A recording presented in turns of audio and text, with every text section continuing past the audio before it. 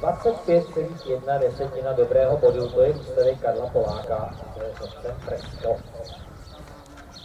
V soutěži a 2 hvězdy dnes na Círovi. Jako druhý může startovat inženýr Jakub Štěrba s hřebcem Varnes, zemský hřebčinec Písek.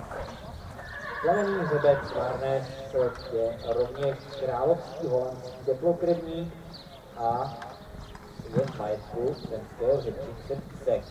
I on, stejně jako tedy Fresco, pochází tedy nebo prošel stájí na jeho. Hřebec Varnes je potomek hřebce Varanta, který nese krev Libera H plus Libera Una.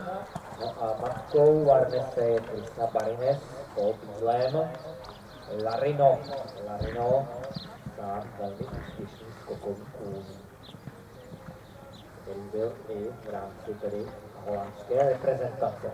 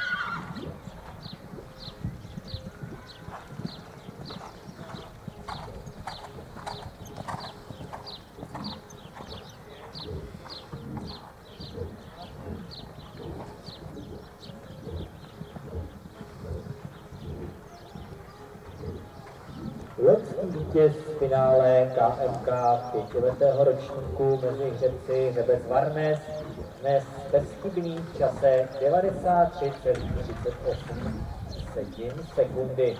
To je výsledek na partu a podíváme se na silové hodnocení.